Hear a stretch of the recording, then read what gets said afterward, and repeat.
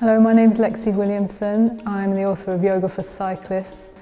So this set of techniques are for core strength, more specifically trying to make the techniques a little bit more cycling friendly. So we're going to come into positions that mimic the riding position, and the first one we're going to do today is quite gentle really, focusing on working the glutes and coming into an all fours position.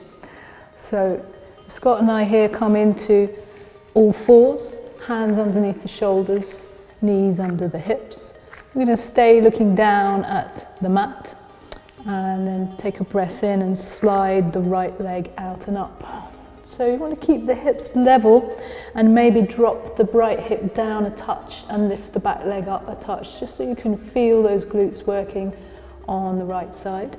And then from here, rounding the back and then bringing that right knee in towards the nose, just tucking the chin in and then coming all the way back up again and raising that leg up, squeezing the glutes, the buttocks on the right side, and then coming back in and rounding. So we're just going to do that 3 more times. Breathing in to come up and then breathing out to round. Last 2. Raising the leg up and then rounding. Last one here.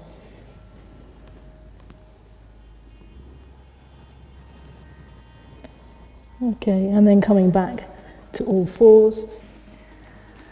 So this simple all fours technique that we've just done is going to train cyclists to keep the upper body steady whilst moving the legs.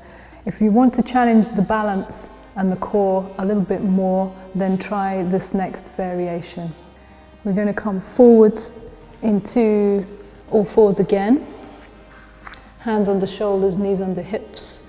And then just as before, sliding the right leg back and us holding here, making sure that you just drop your right hip a touch and lift the back leg up so that you can really feel those glutes, buttock muscles firing on the right side. And then gazing downwards, slowly stretch out the left arm. You can hold here if that's enough for you, if that's a bit wobbly, or you can do a dynamic movement of breathing in and stretching out diagonally, and then as you breathe out, left hand on the crown of the head and slowly bringing elbow to knee, and then breathing in and reaching out again, diagonal stretch, and then breathing out and tucking in. We'll just do that a couple more times, breathing in and breathing out. Last one, stretching out and then tucking back in. And then coming back to all fours and sitting back into a kneeling position. So that last variation, similar but just challenging the balance and working the core a little more dynamically as you would cycling.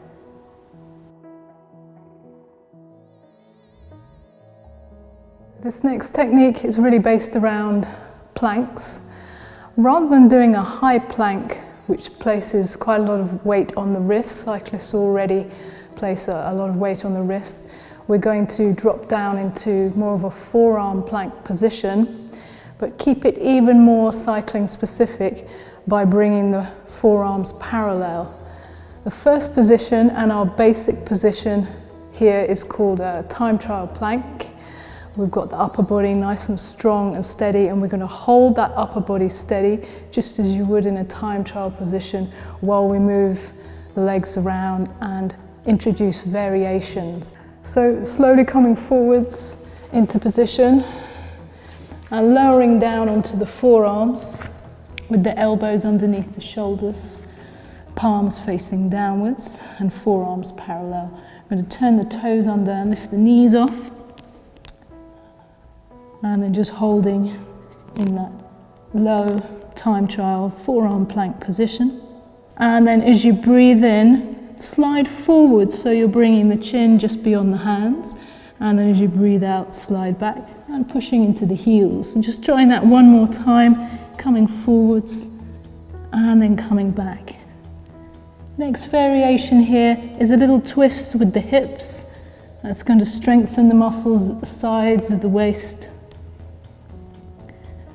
And then coming back to the center, dropping the knees down, releasing the feet, bringing the hands to the mat, and slowly walking back to sit back on the heels, stretching the hands forwards, and releasing the head down.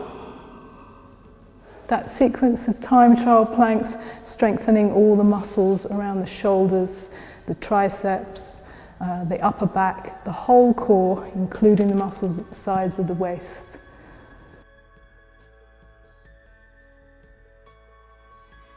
This clam sequence is designed to strengthen the muscles of the outer hip and iliotibial band, here IT band, particularly glute medius, which has a stabilizing role in cycling. So we're going to come and lie down on the side of the body and rest the head in the hands and bring the fingertips or the hands in front, and then bring the knees up into a 90-degree position, keeping the feet stacked together throughout, and then lifting the feet off the floor, and then lifting and lowering just the top knee. So doing about 10 reps of this, and you should feel a squeezing sensation in the outer hip, that's glute medius working.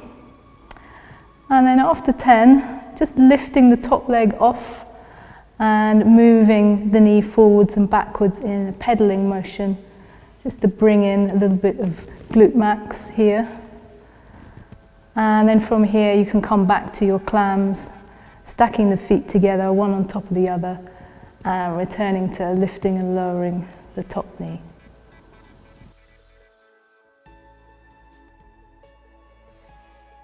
Bridge pose strengthens the muscles of the hamstrings and the glutes and the lower back, so really the whole of the back of the body. And it also extends the spine into a gentle back bend, which is nice after holding that flexed position in cycling. So if Scott just bends his legs and places the feet on the floor, toes facing forwards, feet about hip distance, and then just presses the lower back into the floor, and then from here lifting the hips straight up into a basic bridge pose.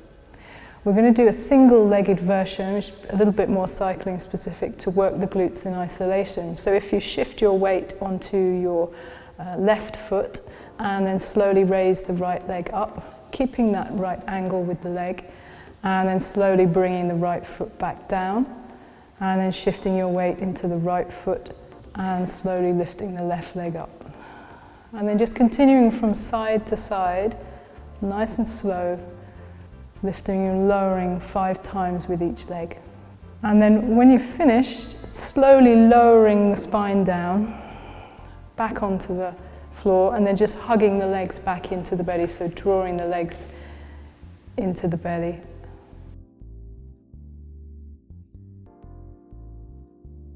So the squat is a fantastic core and overall strengthening exercise for cyclists. We're going to do the classic version and then move into a more cycling-specific single-legged version. And the squat's very good for replicating standing up and sitting back down in the saddle.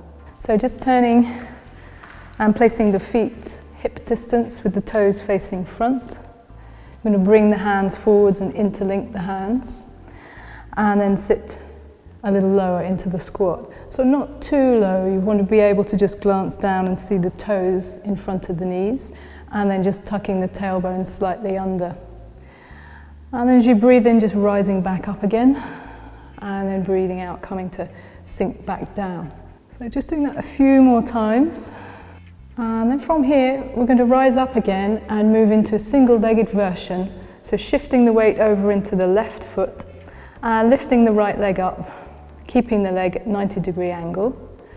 You're going to sink down into the single-legged version and then rise up again, but keep a little bend in that left leg, so small movement, sinking down and rising up. And then placing the foot down and moving over into the other side.